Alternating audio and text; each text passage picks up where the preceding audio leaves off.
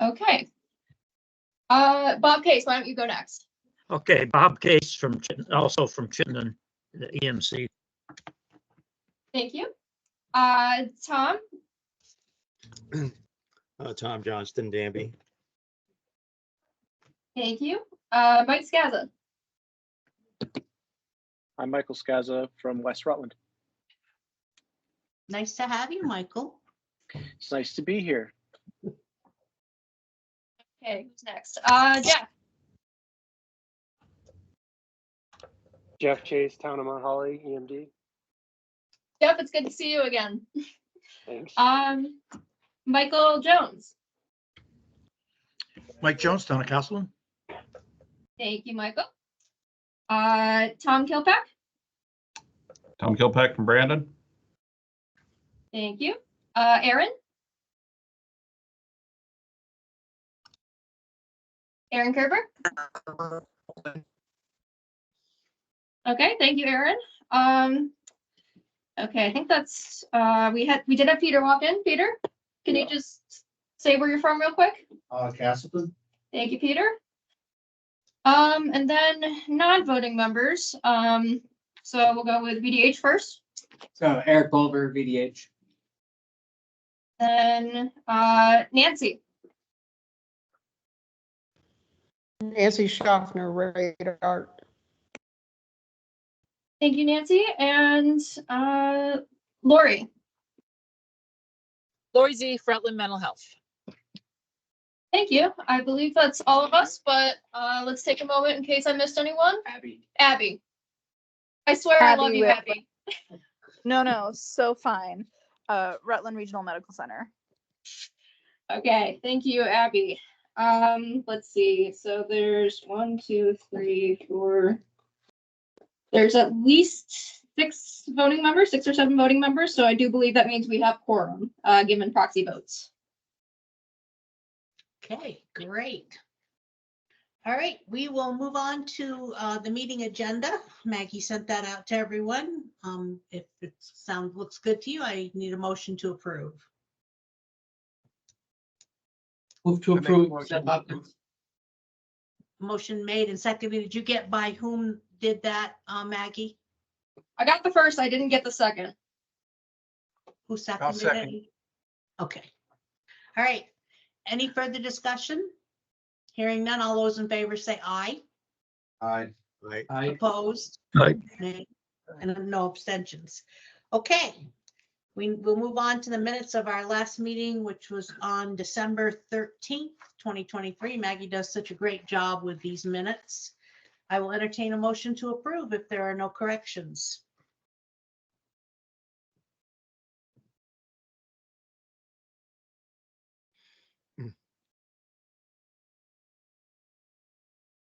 Motion Come to on, approve, folks. Tom Johnston. Okay, Tom made the motion. Is there a second? Second. Okay. Any further discussion? Hearing none, all those in favor say aye.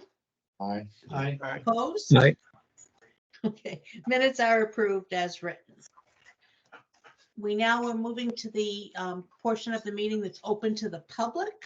Are there any members of the public present, Maggie? No, there are not.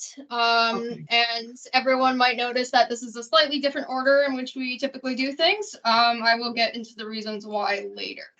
Okay. All right. Now it's time to have our representative reports. If there are any updates, we'll start with Bob Morlino from the Statewide Local Emergency Planning Commission. Yes, Anything new, Bob? we met in April. We met in January, and it was really an organizational meeting. We had the new statewide LEPC started in the fall of last year. We had one short meeting in December, and then we're starting off now with our quarterly meeting. So January was our first quarterly meeting. Primarily what we handled at the January meeting was an update by Chief Pat McLaughlin of the hazmat team, and I can show you about 8 or 9 slides from that. Let's see, I should be able to share, right? Yes, sorry, I wasn't aware you wanted to share your screen, so let me stop sharing mine. Okay.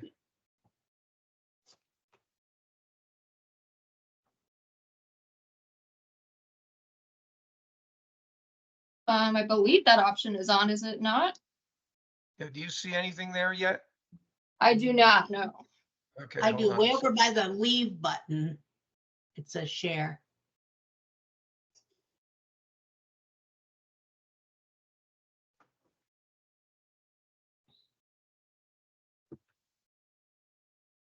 Hold on a second.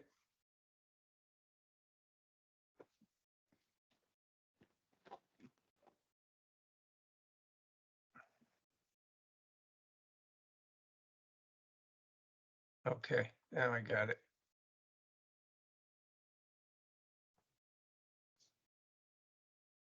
I'm afraid we're still not seeing anything, Bob.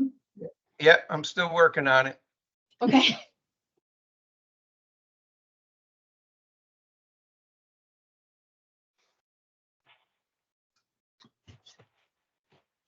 Select silence scan. Hang on.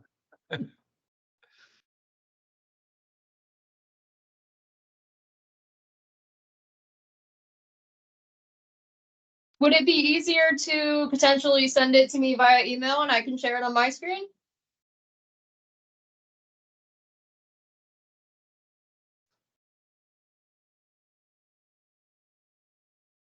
I think we Maybe did it's listen connection. too. Yeah.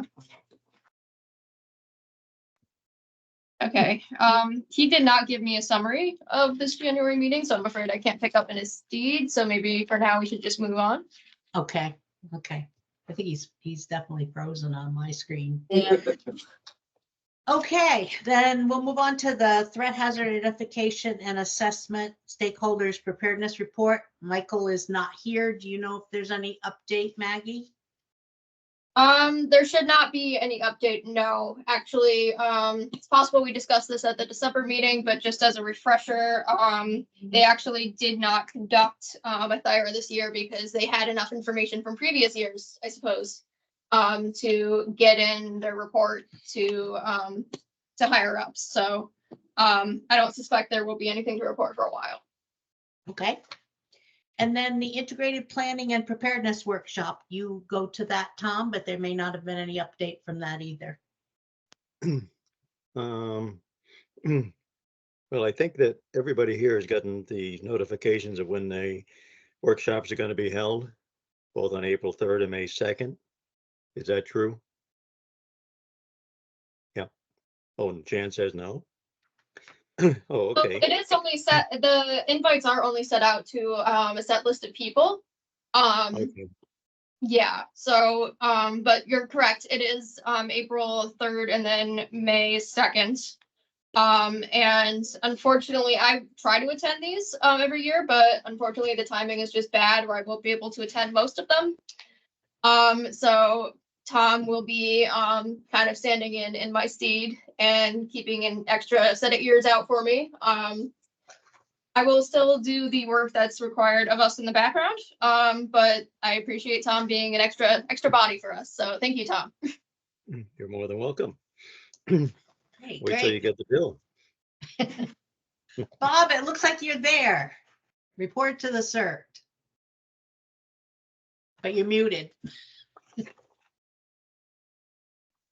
Okay, you can see it? Yes. Yes, we All can. Okay, so I'm just going to go through this very quickly. This was a report given by Pat McLaughlin on our calls for, on the hazmat team calls for 2023. Some of these Real quick, slides, would it be possible for you to put this into full screen? say that again? Would it be possible for you to put this into slideshow mode so it's full screen? Oh, I thought, that's what I thought I am.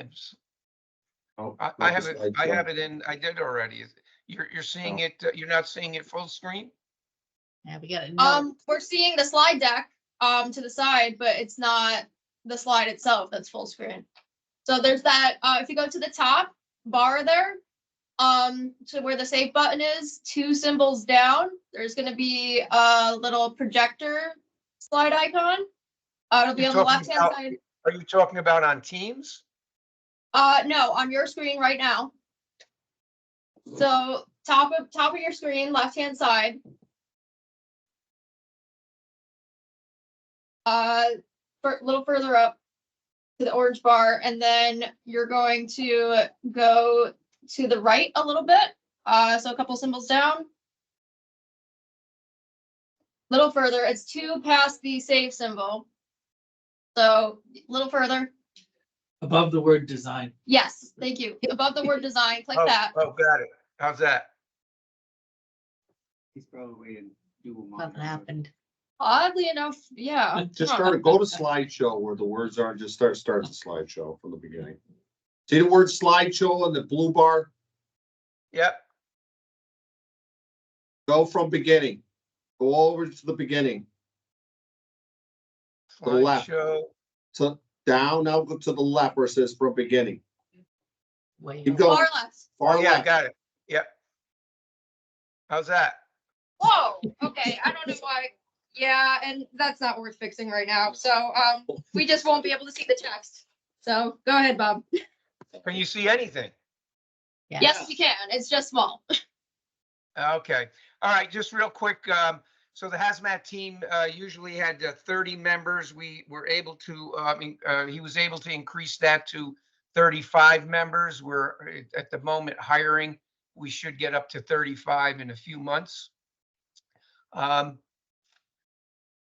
This just shows some of the external training. So the state hazmat team does a lot of training for a lot of the fire departments. Primarily, you can see here, most of the training that we do is to refresh their hazmat operations across the state.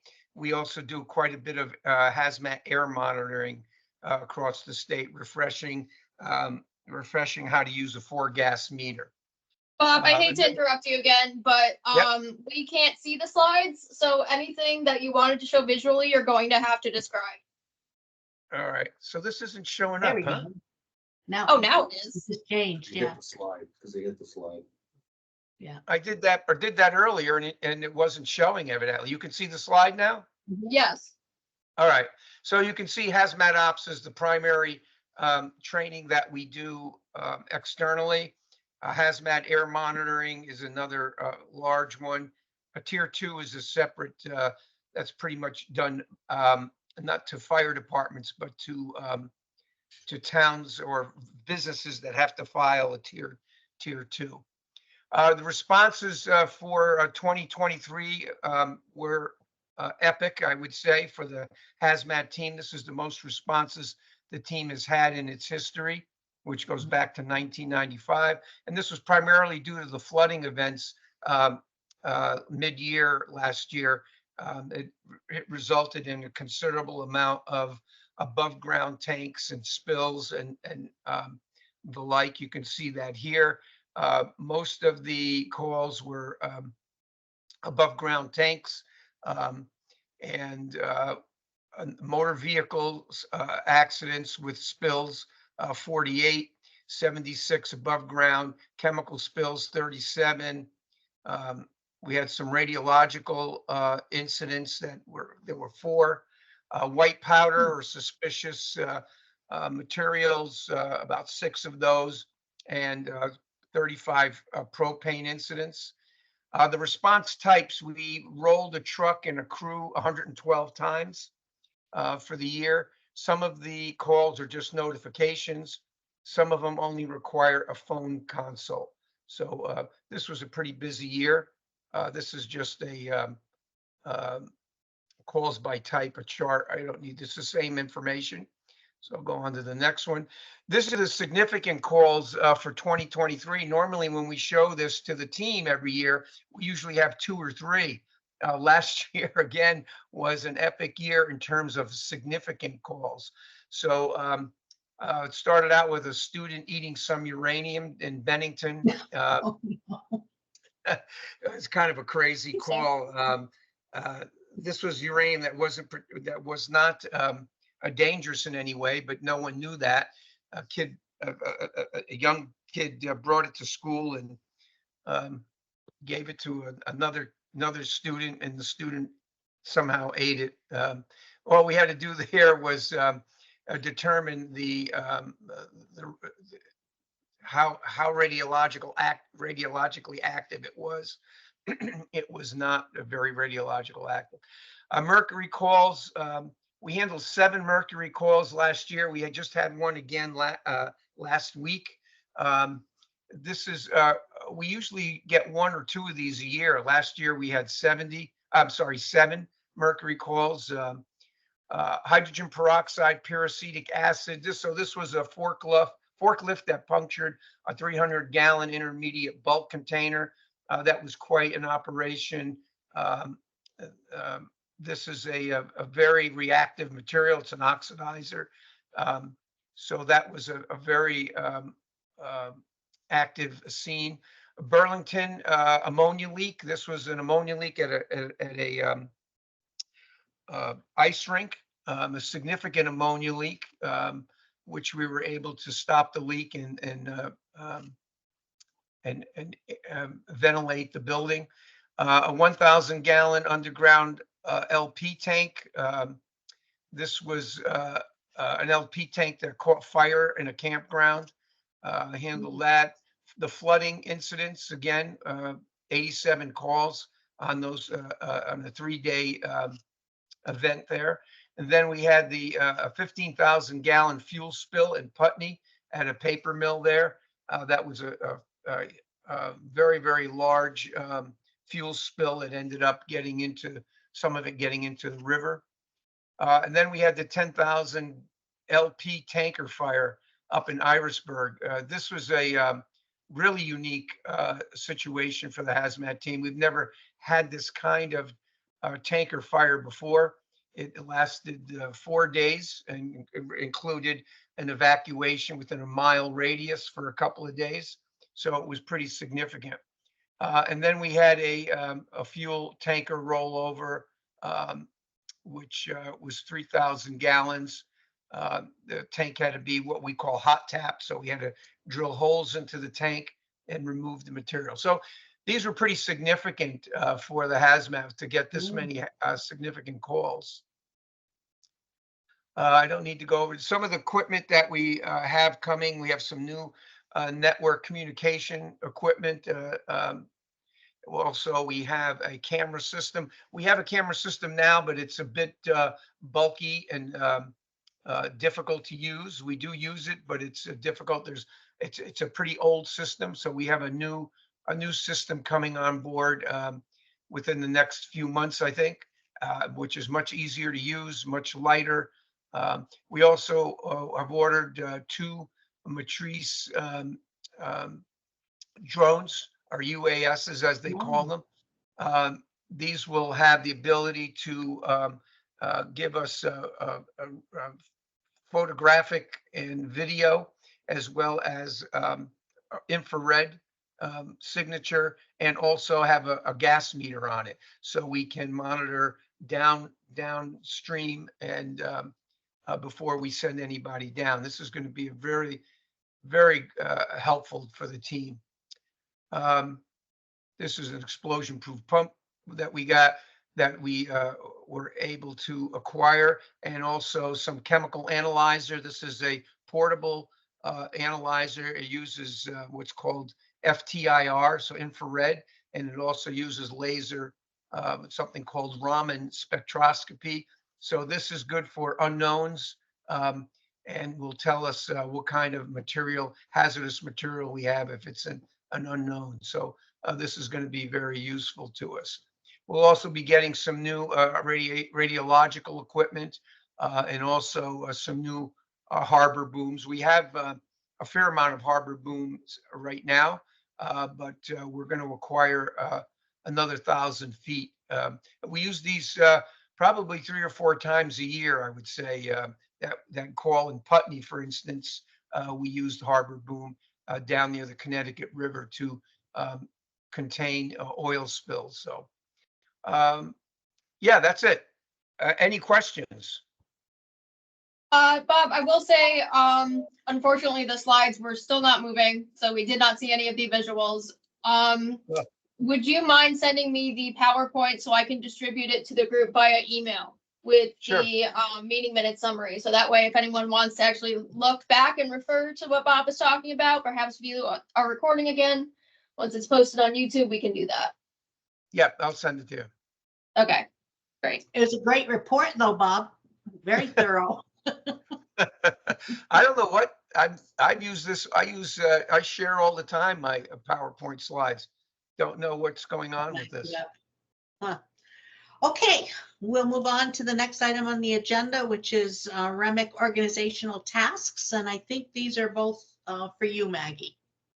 Yes, they are. So let's see, we should have more luck, I think. My end. Yep, there we go. Okay, so I guess first we'll start with the meeting time and place resolution. So if you recall at our December meeting, we discussed adopting this resolution so that we would be in compliance with open meeting law, having a set time and place posted on the website and on paper. And we were about to sign off on it when Bill Lovett, he's not here right now, but he pointed out that the last Wednesday for our 3 meetings, so for the March, June, and September, would perhaps not be the best date because of there was some kind of fire safety training, I believe, that conflicted. So I met with Jan and with Mike Ramsey, and we just moved that up a Wednesday. So now it's, instead of the last Wednesday of those months, it is now the 3rd Wednesday of March, June, and September. So I'm not sure if those trainings or if anything else would still be in conflict with that, but that was the solution we came up with. So does anyone know if there's any conflicts with anything they're involved in on those particular days? Any regular meetings of any kind, or? I think the Okay. training was the USAR team on the 4th Wednesday. I think that's what it was. USAR, yes. USAR is typically the last Wednesday of the month. Okay, yes, perfect. So by making it the 3rd Wednesday, hopefully we avoided that conflict. Hearing nothing about any other potential conflicts. So the resolution besides that has not changed. The draft is the exact same. The only change is the portion that's highlighted on your screen there. So I suppose, leave it to Jan to get rolling on the motion to adopt. Okay. You have the information in front of you. Is there a motion to adopt as presented? So moved, Seth Hopkins, Brandon. Okay. Second. Made and Second, second. Peter Mantello. Okay. Any further discussion? Hearing none. All of those in favor say aye. Aye. Opposed? Aye. All right. Motion is carried that we will adopt that resolution. Okay, great. So this will be posted on our website at around the time I distribute the meeting minutes. So that way it will be visible and in posterity. So that takes care of that. Let's see. I think you're So- next to announcements.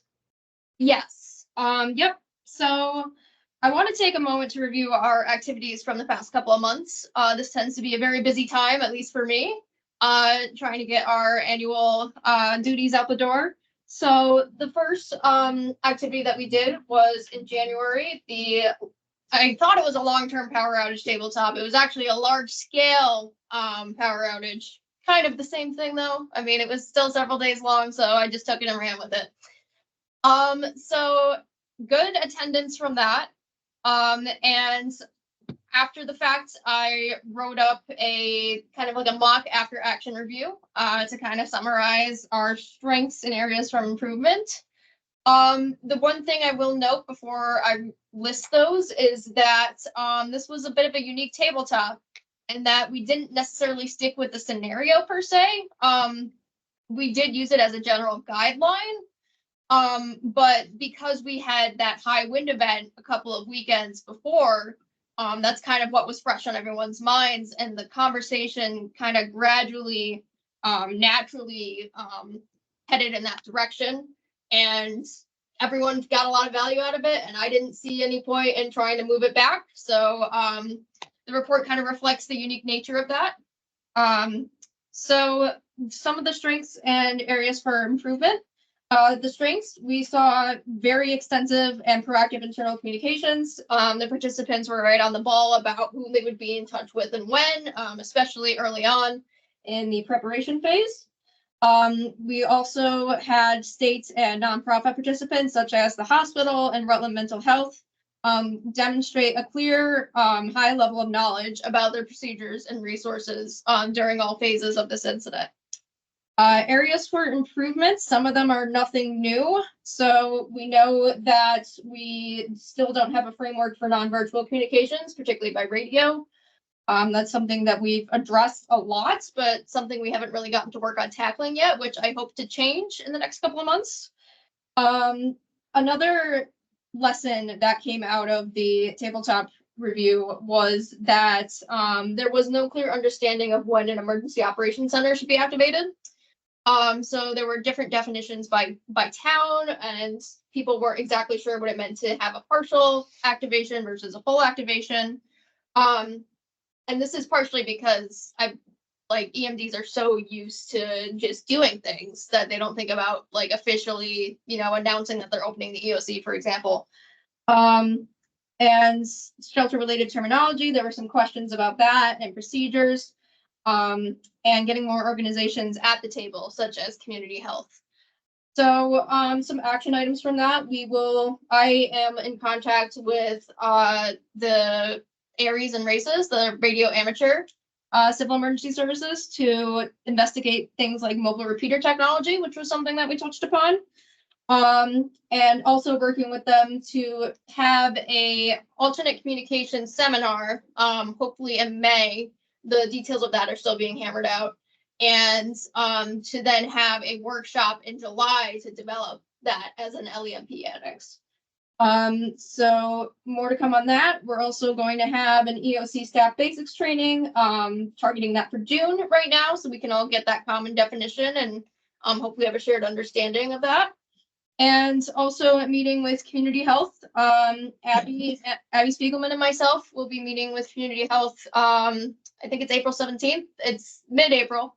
And getting them into the conversation and discussing, how we can include them in our emergency management efforts moving forward. So that's a quick rundown of that. I did send out the full report if you wanted to read through that via email. Just send me a quick message if you don't want to dig through your inbox, and I'd be happy to send it again. So then in February, February and March were more of the quote unquote yearly duties, as I call them. So Public Works Mutual Aid Agreements, that gets reviewed once every 2 years. And the last time it was reviewed was 22. So it was up for this year. And it was good timing because we had the agreement activated for the first time in July in response to the floodings. So we got to exercise that muscle a little bit and see how things played out. And in the fall, I sent out a survey where I asked the towns that participated in the agreement to just give me feedback on what exactly happens and how they executed procedures and if it aligns with the intents of the agreement and the procedures outlined on paper. So we reviewed that, and the memo was sent out that basically said that a couple of changes were discussed, but ultimately the agreement was kept the same with the exception of a small sentence about encouraging the establishment of radio communications before the aiding and requesting party go out into the field. Joel Roberts from Pulte, he was explaining that they had lost communication with Mount Holly in the field, and that had caused some issues with trying to coordinate the work that had to be done. So we included that as a friendly reminder. And also, you may have noticed in the Public Works Mutual Aid Agreements forms, the dedicated official forms, we added a second page encouraging towns to add the radio frequencies that they have, if any. so we could get that on the dedicated officials list. We have actually started running into problems with that already, though. So Rutland Town, for example, was telling me that there's commonly shared frequencies and the radios are already preset and there's kind of like a closed system. So if you're not already preset to that, then it's hard to join into it, something like that. So I still ask that you fill it out anyways, just so I can get a better idea of what the situation is for radio. And if I can't get any more good information about how we can share that, then we might have to pivot or drop the idea. So that's just something to be aware of.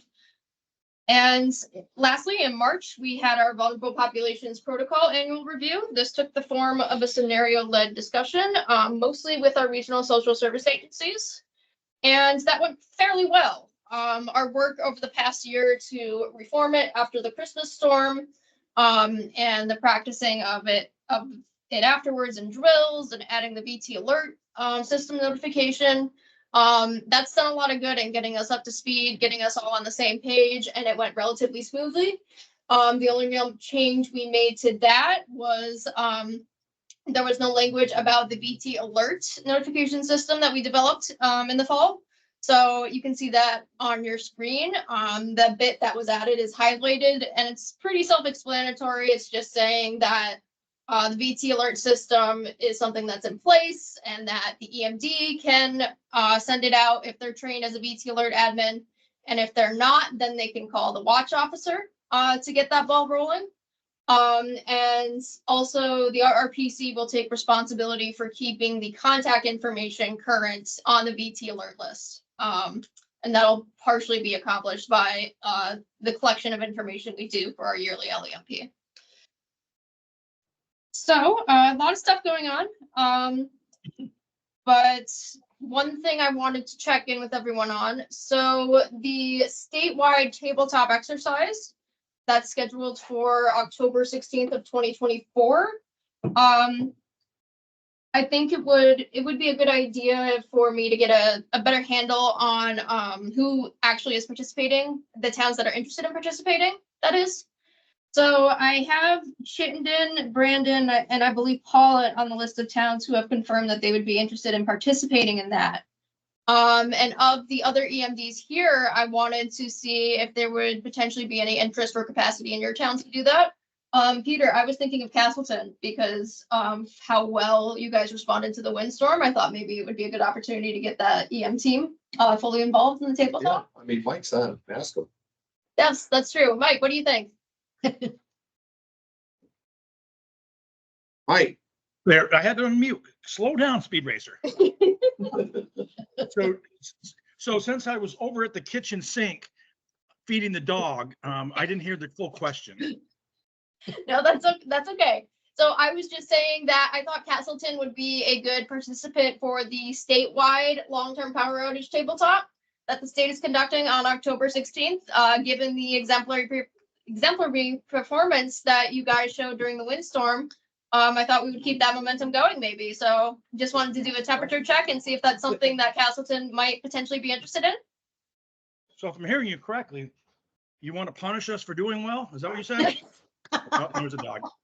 I wouldn't exactly call it a punishment, but. Yeah, yes, I would like to. I can talk it over more with Pete, but it's like right now, I want to be part of the exercise anyway. So I don't think another day is going to tax us out there. So I think it's doable. Okay, great.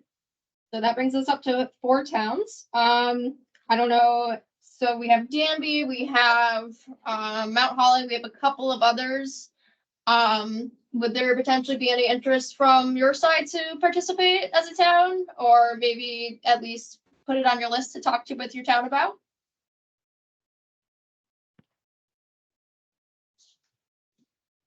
Yes, no, maybe so. Well, in Danby, we did not have a lot of problems during that particular storm. Certainly we can listen, but I don't have anything to really offer as far as problems we had to deal with here.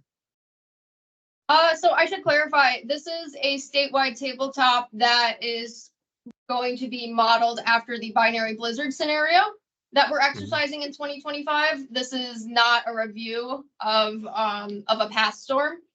So this would just be getting your municipal officials and emergency management team together to be presented a binary blizzard-esque scenario and practicing, how you would respond in such a situation. Okay. Does that make sense? Yes, it does. And that seems, certainly seems something I'll put on the calendar. Okay, great. Jeff, I haven't seen you in a while. How are things in Mount Holly? Do you guys think you would have the capacity to do this? I think we'll figure it out. Yeah, you can put us down. Okay, great.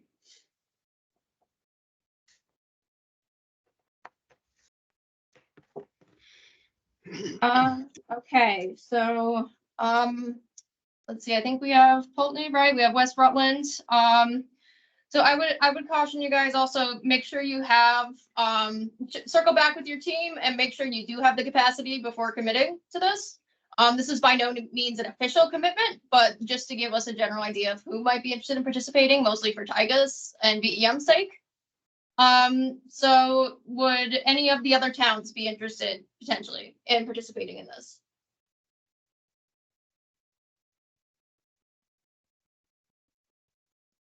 Going once, going twice? You may have covered them all. I may have, yes. I mean, we're already 3 more than we were before we started the meeting, so I'm happy with that. Okay. And just a quick look at upcoming activities that we have. So April 25th is going to be our inclement weather annex workshop. That was something that we had high interest in after the storm ready presentation at our September 2023 meeting.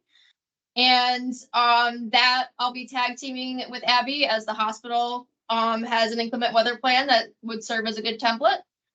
And then in May, you can see the question mark there. The exact date is not figured out yet because I'm still working it out with Races and Aries, but hopefully we can get the ball rolling on the alternate communication seminar. And then I already mentioned that we're looking to have an EOC basics training provided by VEM sometime in June. The target date right now is June 11th. But as we get closer, I'll be sure to advertise it with the final date and the final details.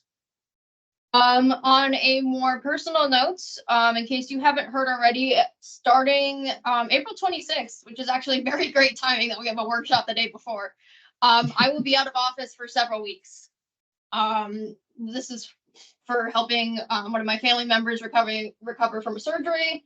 Now, because it is so close to the LEMP due date, I don't want to leave towns hanging out to dry if they submit their LEMP at the last minute. So I will have my work laptop with me and checking my email once in a while so I can review them and turn them in.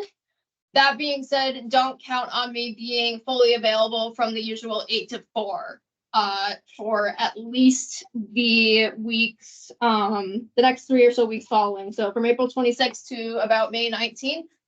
Those are the days I will be either completely off the radar or at least partially off the radar. So just something to be aware of. And I'll add this disclaimer to my email messages pretty soon, just as a general reminder to everyone else and spreading that awareness. So, okay. Jen, do you mind if I just take it from here? Since Nope, go right ahead. That's the next topic on the agenda, so go right ahead. Yes.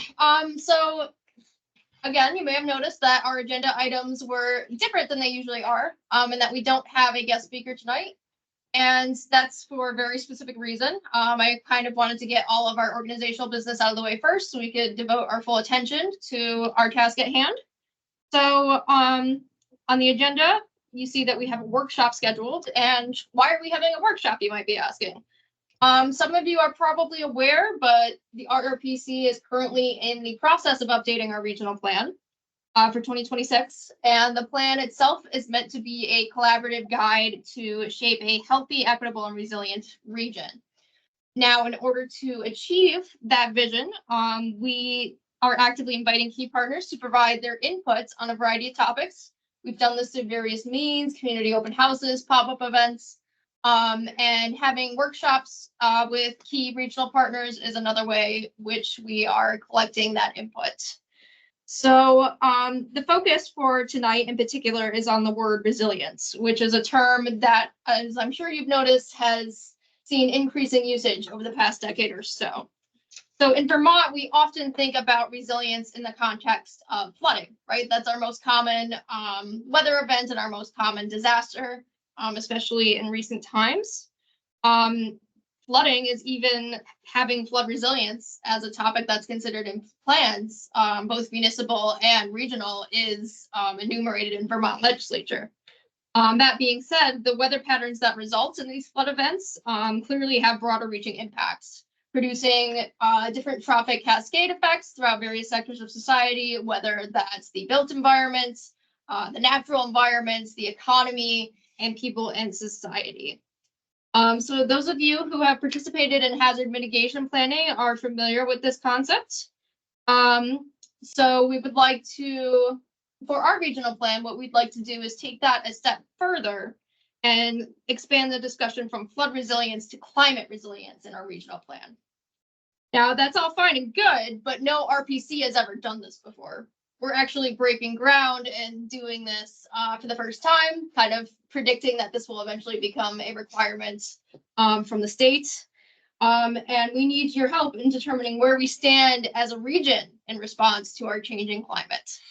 So this involves exploring various questions like how we define resilience as a broader concept, how we are coping with the increased frequency and intensity of disasters, and what kind of challenges do we face, and how can we maintain stability in our rapidly changing world. But before we dive into some of those questions, I want to take a moment to take a step back and consider the bigger picture of what we're discussing. So the giant graphic on screen that you see there, take a moment to look at it and soak it in. Does anyone remember what this represents? You should, if you reach back into your memories when you first became an EMD and took the training. This should look familiar.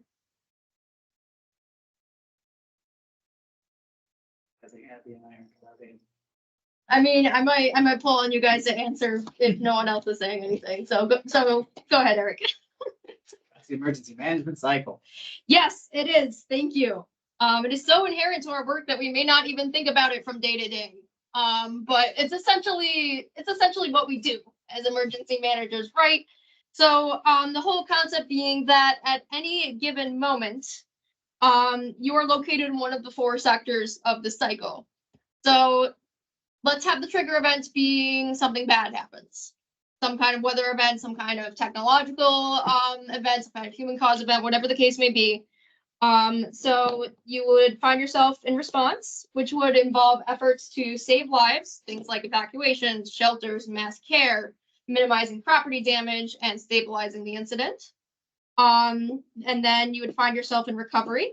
And during this phase, that's when you document your impacts, you have your cleanup and repair activities commencing. So thinking of things like debris management and infrastructure fixes. And assistance programs are gradually becoming unlocked for things like economic recovery, small businesses, housing, and healthcare services, and so forth. Next, I'm actually going to skip over mitigation for a second and come back to that. But preparedness, that is kind of what you can consider as the default state, I suppose. That's when new plans are being developed to implement lessons learned from the disaster, if there was a disaster in recent memory.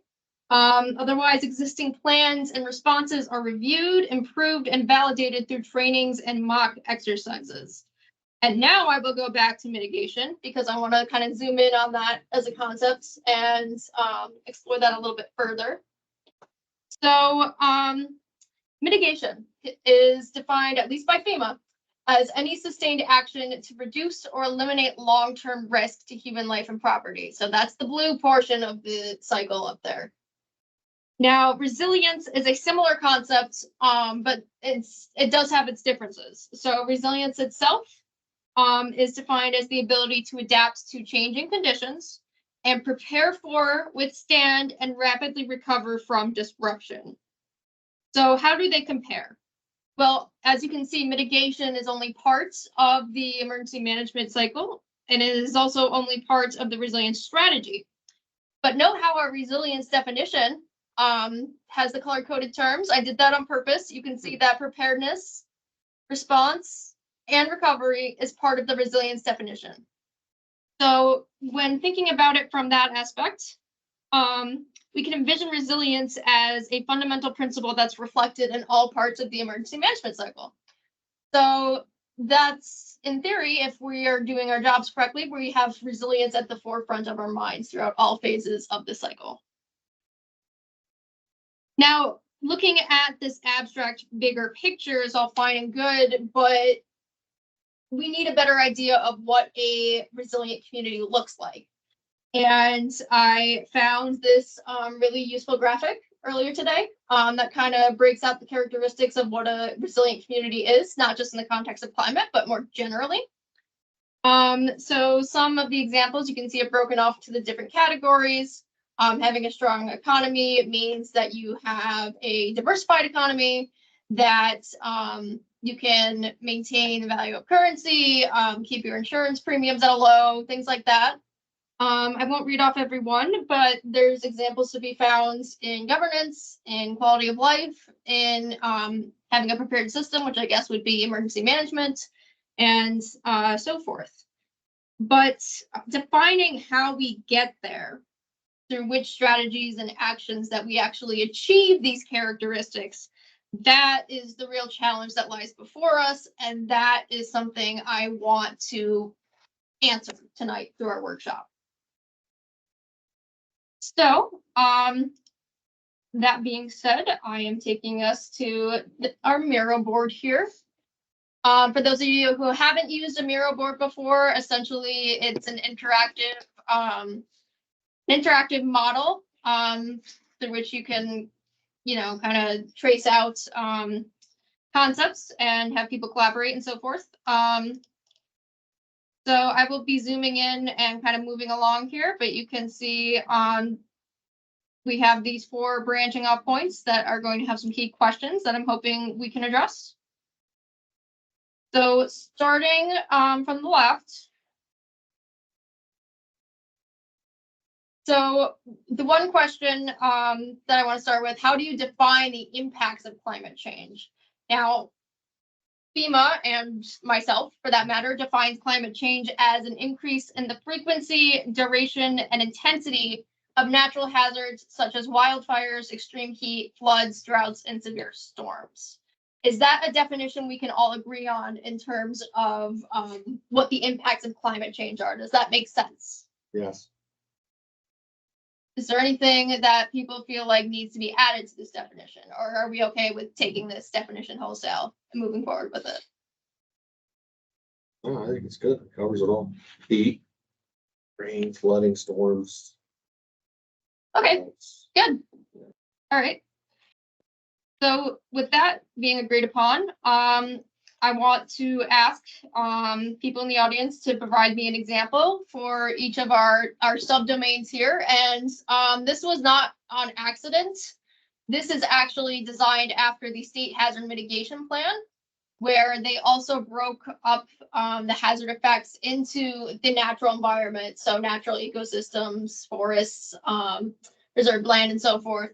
The built environment, which self-explanatory, anything that has human-made infrastructure, the economy, so anything from businesses to insurance premiums, that type of thing, and people in society, encompassing things like health, culture, and any impacts on a societal scale. So the fun part about Miro board is I can actually type things in as people speak, and it'll show up on the diagram. So I don't want to call people out, so I'll just pose this as a general question. Can someone give me an example of climate change impacts on each of these categories? Water, natural environment. What is the impact on water? Well, it could decrease the levels, can affect, or it could overflow. What happened last summer? Very, Yeah. very hydraulic. Levels, yeah. Hydro, yeah. Yep. I can always fix the language later.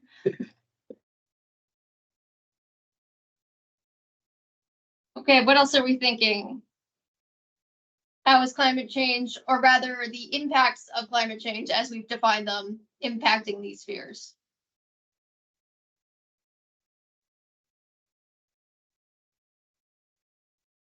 Well, our infrastructure is built basically for a stable kind of environment, and as it changes, we're gonna find our infrastructure threatened either by more water coming over roads or, insufficient. Yeah, dams, dams, you know. culverts, stuff, flooding areas.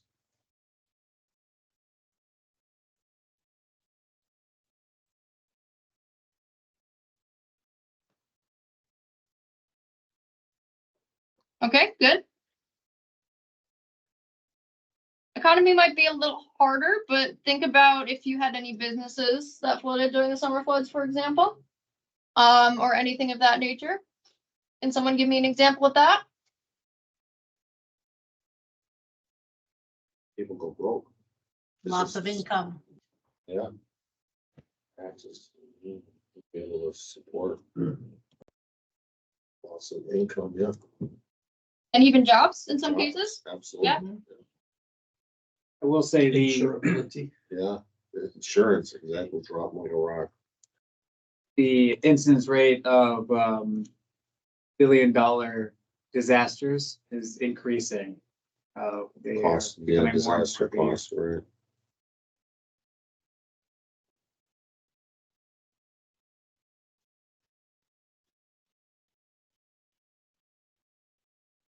And that's actually a good point, because I've heard it described as the death by 1,000 cuts for municipalities. As these storms become more frequent, more of the budget is being diverted away from our typical everyday operations to responding. And that's obviously not sustainable. So definitely a concern there. People in society, what do we think about that? Are there events that we hold yearly that might be threatened by having more 100+ degree days? Well, there's just human health, obviously. Yeah, is the at risk. vulnerability. What was that, Jen? The vulnerable population are going to become more and more vulnerable. Mm-hmm.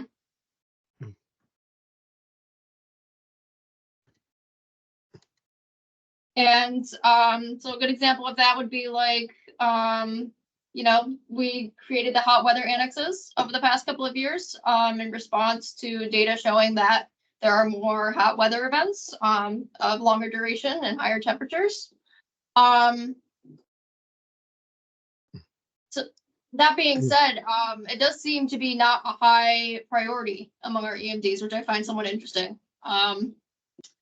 But anyways, that's neither here or there. Tom, were you going to say something? Yeah, anxiety, emotional distress. Yeah, you're seeing that even with this last snowstorm. All the stores were empty. They thought it was the end of the world. Did you notice that? Your own stores? I haven't yet. That was the day before. I didn't prepare this, remember?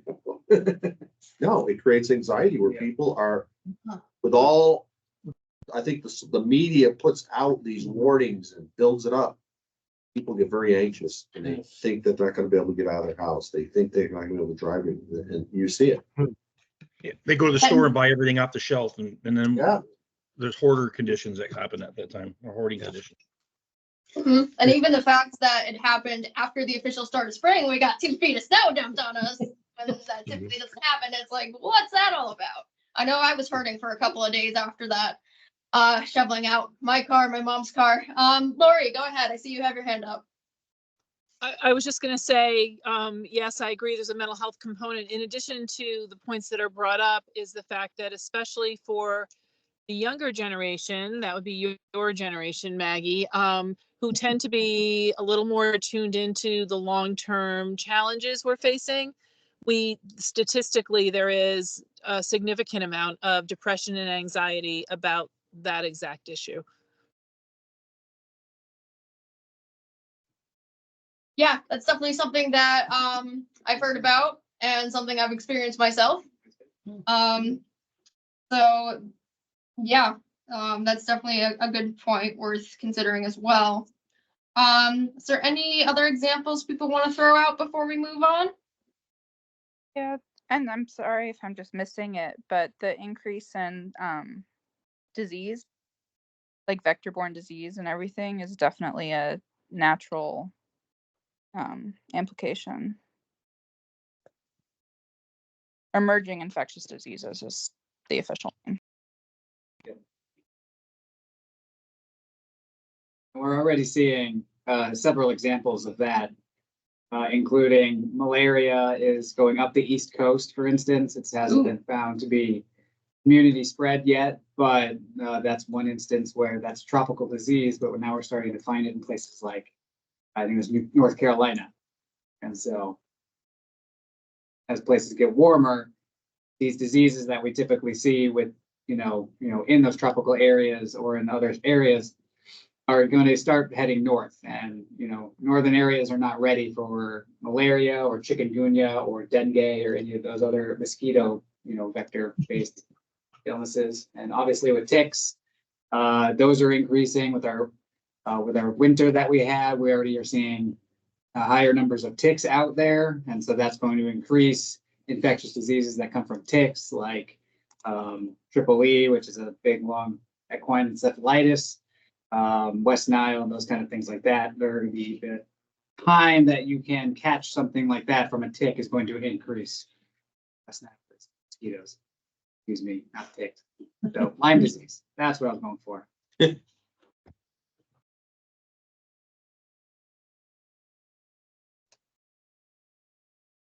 Nope, that's definitely a good one. And I think one maybe people don't directly think of. We're so fixated on like the storms, and rightfully so. Those are the more visible impacts, but things like that, where you're gonna have more people going into the ER for diseases that aren't necessarily novel, but novel for our area. That's kind of why I put that in quotations there. So yeah, a lot of good stuff that we're considering and starting to see. And to feed off of Maggie's hot weather preparedness and the annexes that we were doing, and Abby's probably seen this kind of data, but usually the warmer the temperature is, there is usually an increase in emergency room visits. Heat is actually one of the leading causes of illness and death around the world.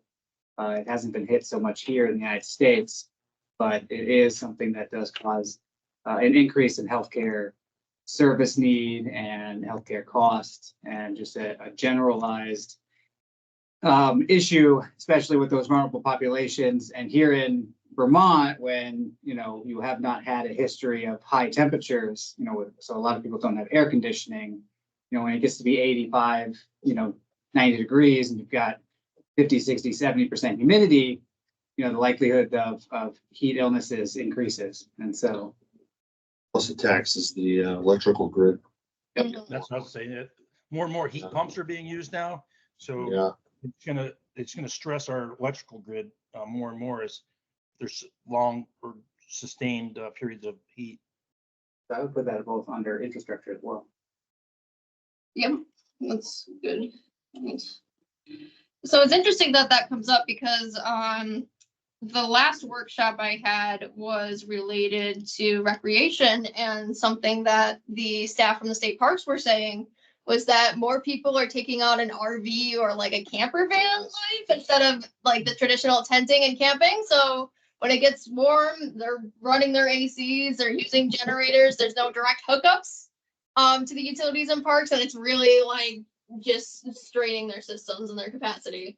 And they're kind of scrambling to deal with that right now. So kind of an interesting cascade effect going on there. I could take another one at economy. So obviously we live in a tourism state that is driven by winter tourism. Oh yeah. And when you have a low snowfall, low, or high temperature winter, that's going to decrease the amount of money that these industries are going to get, which is going to reduce, have cascading effects. all over the place. What were the stat, anybody know the stats from all the flooding and everything? How much domestic animals were lost? Like big cattle or anything like that? Was that ever? I bet you that's increased with it. I don't know. That would be the Agency of Agriculture that handles that stuff. So they're the ones that are, they control the Vermont Disaster Animal Recovery Teams. Okay. And so they deal with both domestic animals like dogs, cats, iguanas, to Well, I'm thinking livestock. like livestock, the Yeah. people that want diverse, whether it be meat, animals to. Yeah, so I think that would be the Agency of Agriculture and the Agency of Natural Resources typically handle the livestock and other animals. But even agriculture will be affected, both Yep. heat and flooding. Oh, the flooding, growing- yeah. The growing produce and hay. Yeah, I heard of one farmer who had to throw out basically all of, was it turnips? One of his stocks just got completely ruined the year. Plus last year, I think most areas in Vermont only be able to get maybe one good cut of hay. Usually you try to get 3 max in a year, but usually 2 anyway. Now, this is not Vermont specific, but in Nebraska, we had major flooding along the rivers, especially the Missouri River in 2019. And from the stats that I saw when I was still back in Nebraska, that it actually caused like 15% of the farmland around, not in Omaha, but around Omaha were unable to be used for upwards of 2 or 3 years because of all that water had, so deep into the ground.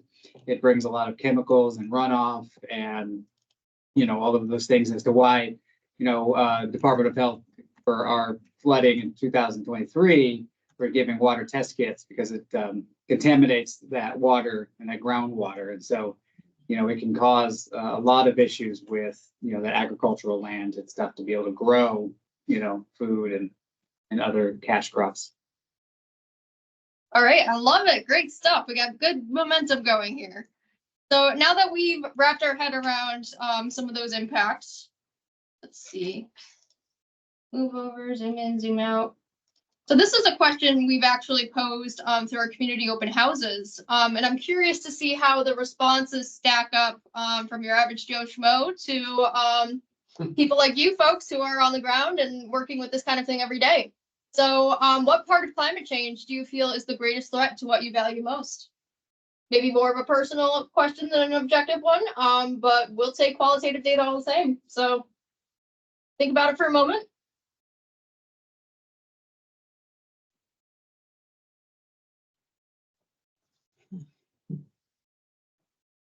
So I guess maybe the first question is, what do you value most? And then, whether that be your children, whether that be the land you live on or whatever. And then given all the impacts we just discussed and potentially many more, how would that be threatened?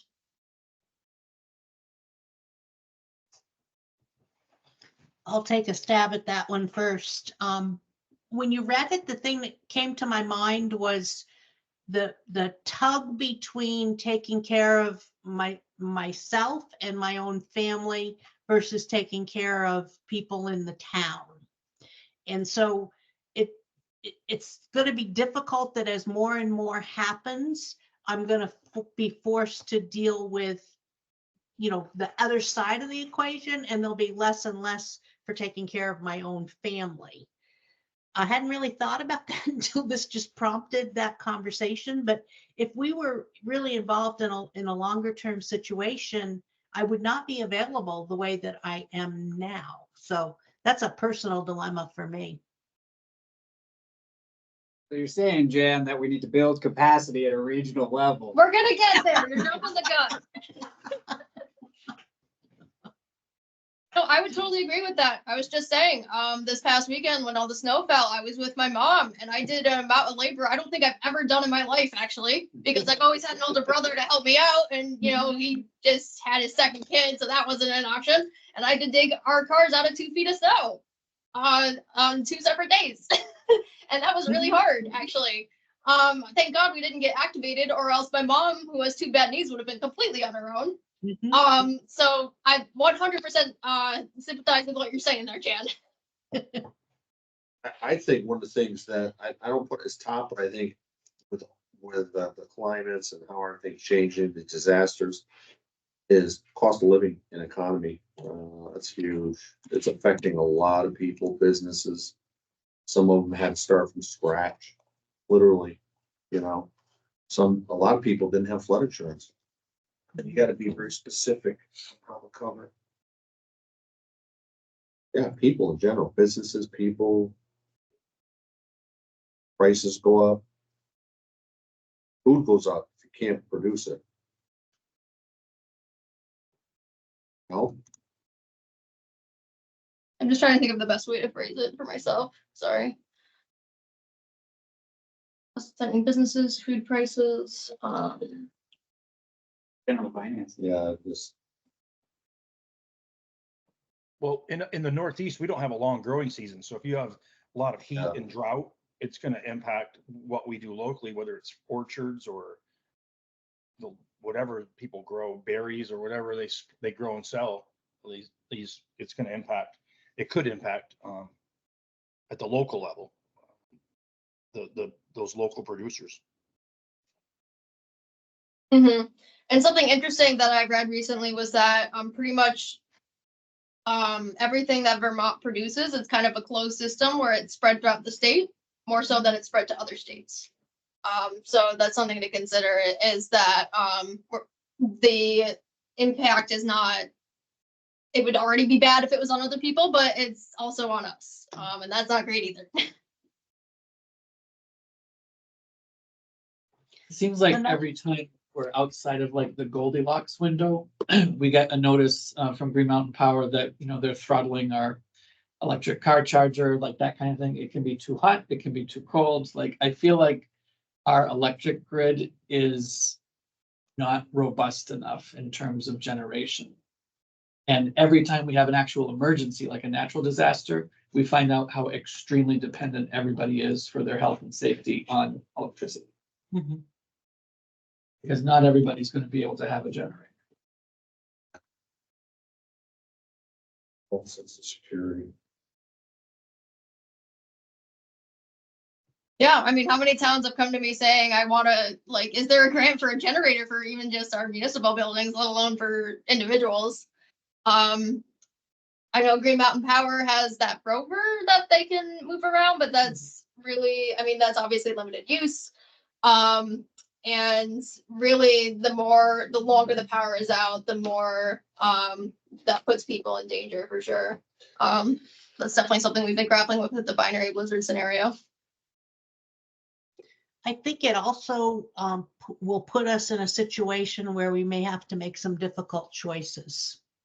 If you have to set priorities based on the resources that you have available, that it won't be business as usual. It will be something different than that. And, you know, who's going to make those decisions? How is that going to impact someone when you say, well, I don't have a generator I can bring to you? Or I think that it will be difficult choices that will have to be made based on what the needs are.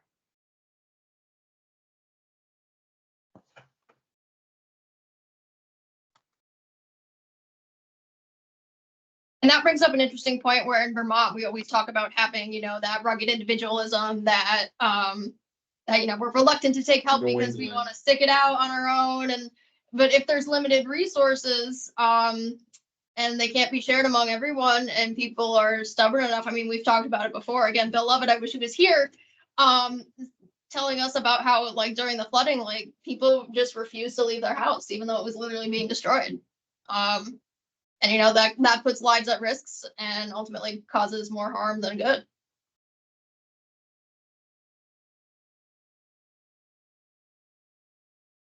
Any other ideas? How climate change will threaten what we value most. We've been talking a lot about people. Has anyone thought about land? Is there land that you had maybe in your family that you grew up with that you don't want to see destroyed? Are there historical assets that might potentially be threatened as our floodplains kind of, you know, expand? Any thoughts about that?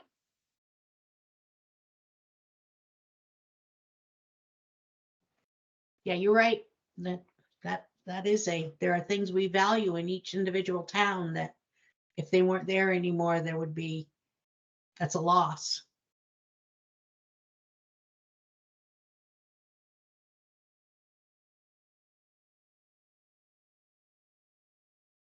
If you think about what would happen if Chittenden Dam should breach, the long-term effect of, past the water all going down and people drowning and all that, but just the long-term effect of the carve out of what that would do to the town of Chittenden and how that would affect the entire town structure and operation is big. Mhm. That was one thing that's happening in Montpelier, is that a lot of downtown Montpelier is on the floodplain. And so it's flooded 4 times, or how many times it has in the last 2 years. And so they're having to debate on, do they move downtown Montpelier out of the floodplain, because it's just going to continue to flood over and over and over. Can't raise the banks. Yeah. Yeah. Infrastructurally, you can't support it anymore with what they got going on. That's like dredge it 10 more feet down or something. There's that kind of idea of that like managed retreat where it's like people don't necessarily want these, historical centers to move, even though they're in the floodplain. So trying to like work around that with different strategies. Like I think it was Montpelier, the same place where they had like a concept where they had like apartments above what was typically a parking area. So when the floodwaters came through, it didn't impact the people living there. It just impacted the parking area that wasn't occupied. And so that was a great example of diverting, of damage avoided, really. Unless you put all the buildings on huge pillar stills. No, I'm saying there are towns, there are towns in other countries, obviously not like that level, but all the buildings are up on some type of pier system. That would be huge, logistical nightmare. You look at, so over the years, I've seen much of our lowlands, mostly agricultural fields that used to be readily farmed on a regular basis, and now they're all wetlands. And they're not, you can't bring them back to fields because you're not allowed to clear the ditches to drain the water off of them now. So look at all of that acreage that has been lost over the years. Plus the silt that generates. Nothing can go on in years past. And not to compound that as well, but with wetlands, that's typically the main mosquito species in Vermont usually breed in the wetlands. And so if we have more wetlands, we have more mosquitoes, we have more, disease, more burden on public health, healthcare, community health type of that. So.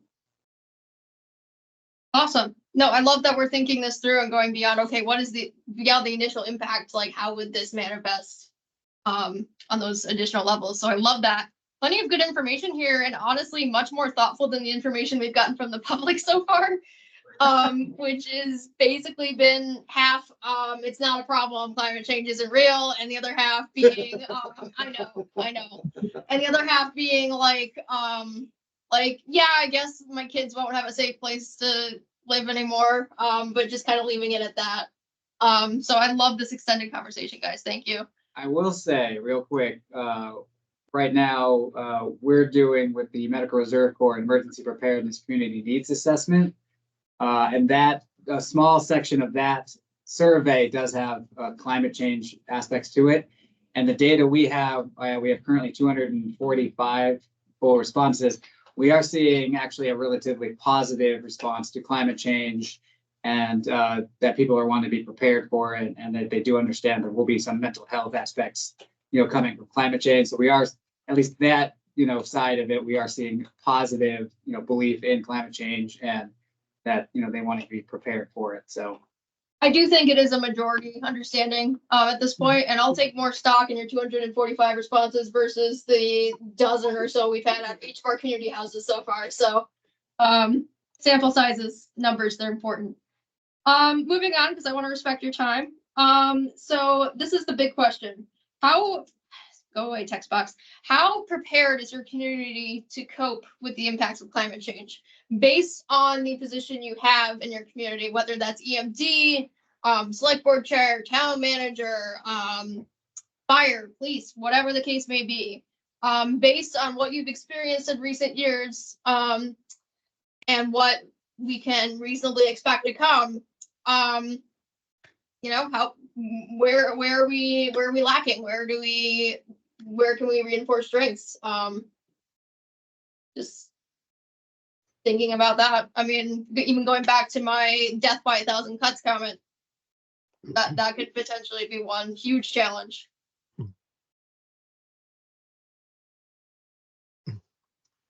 Well, I would say that here in Danby, both of our two firehouses, we recently purchased and installed generator systems. So without electricity, we don't have communication. So that helps us a lot.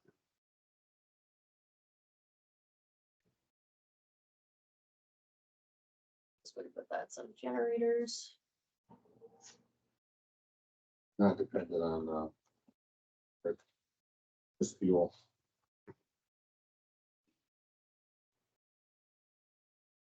And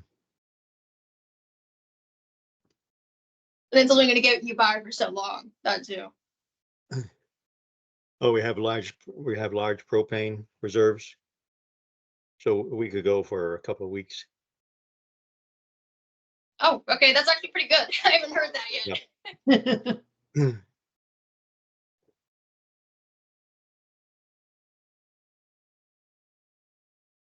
So think about during the flooding that we had in the summer. I'm sure that there were strains on capacity, whether it was people that were available, whether it was working long hours. Does anyone have an anecdotal example of some struggles there?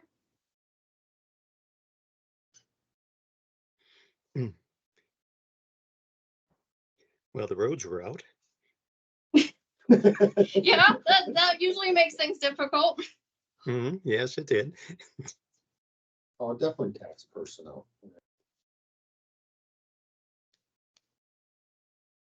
So in Brandon, the state a number of years ago raised Route 73 by putting a lot of cross culverts from the river into a floodplain on the opposite side.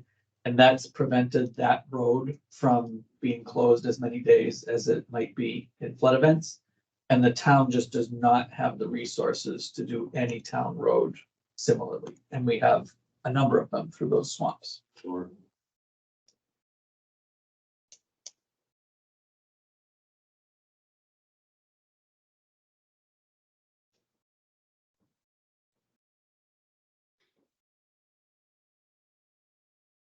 Yeah, I hear again and again about how that giant culvert that was installed after Irene kind of saved you guys to a certain extent during the summer flooding. And I'm not even talking about that. I'm just talking about like regular flooding, Mhm. you know, kind of out through the Brandon Swamp in the west, but yeah, the big culvert for sure. Yeah, and my point being that yes, that's a success on its own, but I feel like that's focused on so much that you don't consider like the other areas, like you're saying.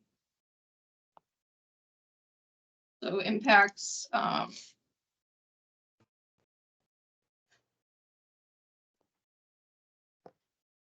And like, don't worry if you can't make sense of my notes because these are ultimately for me. So what I mean by disaggregated impacts, I guess that's technically not a word. But what I mean by that is that like you can fortify some places, but then that means other places are more vulnerable. That's gonna have its own impacts. What was that? What's the name of that heading above this one here? That you're in there? Oh, not so much. Yeah, just me being cheeky about, you know, we have our strengths, we got this, or maybe we're not so prepared. And here's our challenges. I think the biggest challenge, you know, is the endurance piece of how long this event impacts. Your resources dwindle. Because everybody's struck, you know, it's not just your town. Everybody's out for themselves and their community. It's kind of survival mode. Mhm. I don't know, maybe I'm thinking it wrong, but it's. No, I think we felt that, I mean, at least from my perspective, it was literally, the July flooding was just a month. It didn't matter that there were a couple of dry days in between. To me, it just felt like a month of continuous storms hitting over and over and over. And I got to a point where I was like, maybe this is just my whole life now. And that did a number on me, I'm not gonna lie. And knowing that that's something that will probably happen again in the future is a little concerning. One thing that I noticed there was the windstorm in January, that there was some natural movement towards people on certain roads looking out for other people on that road and then reporting back to me. I'm calling it road captains for lack of a better name, neighborhood watch, whatever you want to call it.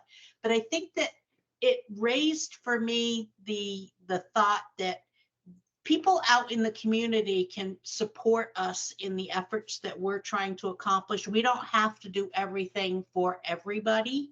That if you can build a good enough system so that you've got one person in charge of watching what are the needs and then communicating, that saves us having to talk to 50 people to say what are their needs. It happened naturally. 2 people just stepped up and said, I'll take over checking with all these people that everything's okay. And it worked out. They both were able to text us at the EOC. And I think that there's opportunities there that I know I haven't tapped as much as I would like to. So that's something I'm going to work on, but I do see it as a possible strength. Yeah, and I would agree with that. I was just reading an article earlier today about how there's that like Vermont spirit where, like, yes, we have the rugged individualism, but almost ironically and in contrast, we also have, we're proud to step up for our neighbors if they need help. And we have the resources and ability to do so. I mean, Jen, you were twiddling your thumbs during the July flooding because Jen didn't really experience much and you were going crazy. You were going crazy. You wanted to help somebody people. need me? We'll say on that same kind of vein there, Jan, also in that the EPCNA we're conducting right now, there is some decent amount of responses for CERT, so like community emergency response teams, and also emergency shelter basics is also another one that's getting a relatively good amount of responses to that as well. So there might be a little more emergency training for community members interest out there than we haven't been able to find out, until kind of now. Yeah, we actually increased our shelter volunteer group too. Instead of taking staff off the road or, trying to do things when, so we were able to do that. And, some people, it's funny in the community, some people, you have to ask them. Not everybody jumps out and raises their hand, and then because that's just the way they are. Not that they wouldn't help, they just want to be asked. Mm-hmm. And thinking about, go ahead, Jen. I was just gonna say, my experience with that is that when you're doing training or planning for things, people aren't as willing to volunteer. But when the event is happening, they come out of the woodwork and, tell me what you need me to do, and they're there. So I know that there's a natural team that will respond when we need them, but you kind of like them to have a little more training than just walk in for just-in-time training. Mm-hmm. Mm-hmm. I don't know, I feel like that could kind of be like a Venn diagram situation here, where that could be both a good thing and a bad thing. Not really sure where to put that. I think a challenging piece that we could work on is, I go back to the generational. I mean, most of our volunteers and people that are doing it are older. Yeah. I don't know, the younger generation, I keep saying younger people that are maybe in their 20s to maybe early 30s, you're not seeing as many of those involved. Maybe it's because we're not communicating well enough. Maybe we're not asking them. Maybe we're not reaching out, resources. You know what I'm saying? There's not many of them in Vermont. True. There's not many to begin with. And okay, sorry. There's not many of them to begin with, and also just thinking, cost of living is so high these days. I'm going to be honest. If I was asked to volunteer, I probably wouldn't at this point because You need to work. you need to work, you need to earn a living, you need money, things that, I hate to sound that way, it makes me sound selfish, but I mean, things are bad enough that, It's reality. yeah. And that's kind of part of what we're grappling with this exact scenario. I was at a Resiliency Vermont conference last week at Norwich University, and I brought up this point to the panelists.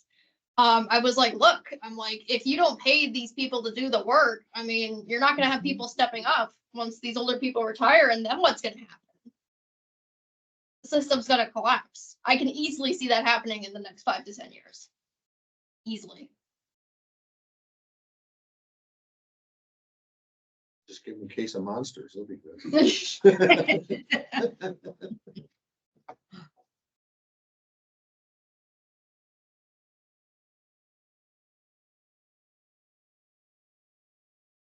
Okay, So good we're stuff. getting close on time here, Maggie. I don't know how much more you have.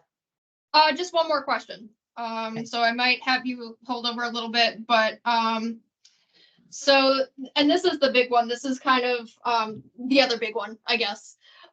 This is kind of how are we going to approach, now that we've identified all of these potential problems, you know, how do we approach solving them and making our society more resilient as a result? Potential strategies, action items. Is it creating a climate adaptation and resilience plan for the region? Is it, you know, trying to whip up that local capacity in some way? Looking for any ideas here. We're planning to have a community event in September as part of Preparedness Month to kind of organize a little bit, like get people who are interested in preparedness and, you know, help to get out the message about family resilience for individual households. And then those would be a kind of self-identifying resources of people that could be in the community doing these things that Jan is talking about and so forth in a structured way.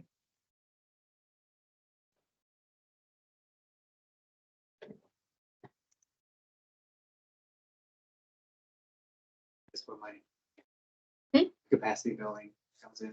Yeah, go ahead. So one thing that's happening slowly, but is happening within Rutland County is that we are working on creating what's called a Community Organization Active in Disaster, or COAD. And what that basically is an entity that is going to be regional, and it's going to be one of those that has paid staff that will support the entire emergency management cycle that we looked at earlier. So it's going to have planning and preparedness and exercises and training. But when we have an incident, they'll be able to support response efforts. And it's going to be able to bring together nonprofits, government entities, social service agencies, towns, if you are interested, to be able to come together and kind of have a shared communication, resource support, collaboration, and just kind of collectively be able to work together to answer sort of the response and recovery efforts and sort of help the human side of this, you know, find the people that are falling through those gaps of, you know, the recovery, for instance, you know, who don't have flood insurance or don't have, you know, aren't going to get a full amount of money from FEMA to fix their house. And so with an established COAD within Rutland County, what that opens up the ability for us to request services from what's called a VOAD, which is a voluntary organization active in disaster. And those groups are things like Salvation Army, Team Rubicon, and they're national groups that can come in and, you know, with those, you know, assist in, you know, response and recovery efforts. And so that's something that I'm currently working on, heading up right now to kind of get that built and get that, you know, out there to be able to increase the capacity that I see as a gap in Rutland County to do all of these things. And so if you hear from me soon, that's one of the reasons why. So. And I will say that kind of going back to that graphic that I showed you, there was actually a separate one I started, I ended up deleting, but it was ultimately listing more general characteristics, things like being flexible in situations which a co-ed would allow for. Yeah. Things like wish I hadn't deleted it now because it's escaping me. Things like, being reflecting on past events and using that to kind of modify your strategy for the future. And building those relationships. I mean, that's ultimately what I see in every resource I come across. The ultimate strategy is you need to increase that collaboration and increase, making sure the people who are most affected are at the table and helping make the decisions, because they're ultimately going to know what's best for them. I do want to mention one thing real quick, which I've heard, especially from towns, is that the co-ed will not be there to run or control or tell you how to respond in your town. It is not going to be anything like that. It will be an incident where, you have extra resources, let's just say, and or you need resources. And so you can contact the co-ed and say, we need generators. We talked about generators a lot tonight. We need generators. And so instead of making the 26 phone calls to all of the towns asking for generators, you can go to the co-ed and say, hey, we need 2 generators.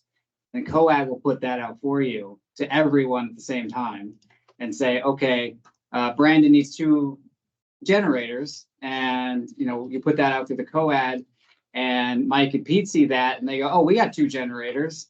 And so now you can connect and we can get those generators to Brandon. You don't have to make all those phone calls.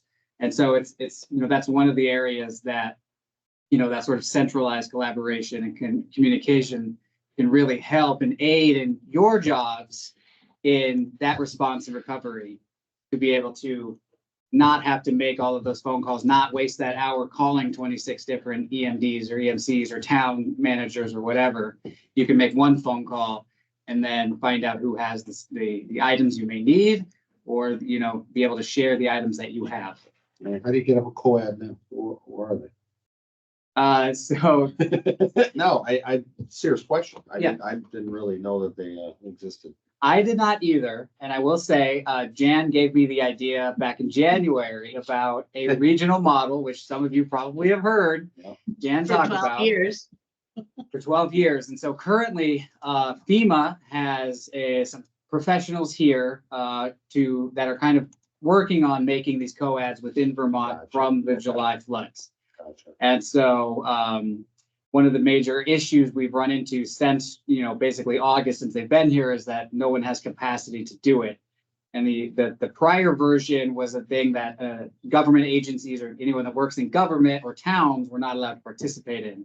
But this co-ed is a different story. It opens it up to pretty much anyone. And so that means somebody like me at the Department of Health can actually take that and run with it. And so I am basically the one that's leading creation of this co-ed. So I'm here in Rutland. I live in Castleton, as Pete knows, right? So I'm not just some FEMA val or FEMA person coming in telling us to do this. I'm right here. I know what Rutland needs, and I know, the gaps, and I know what you all want, and I know, and I can have those conversations with you. And so I think hopefully over the next few months, we get this co-ed kind of created and build that capacity to, do all of these things and to aid all of you and, be able to bring everybody to the table. Like I said, nonprofits, towns, social service agencies like Rutland Mental Health, the hospital, and reach out to, all of the, amazing places that you all have in your towns that we don't know about, I don't know about at the state level. You guys have your Legion, obviously where your shelter is in Castleton. Brandon has the Brandon Care Network that, is doing a lot of work there, and so. Slate Valley Cares in Fairhaven. Slate Valley Cares in Fairhaven. So bringing all of those people to the same basic table to kind of talk about how do we make Rutland, basically, hopefully the future and the pilot for how Vermont can make everything better. And, just like how the Planning Commission here with Maggie and everyone are doing climate related aspects, updates to their regional plan. And that's a new revolutionary thing here in Vermont, a COAD here in Rutland, bringing everyone together to do that response could be that same thing and a model for the rest of the state to basically take that. And we can go, Rutland is doing a lot of amazing future-proof type things.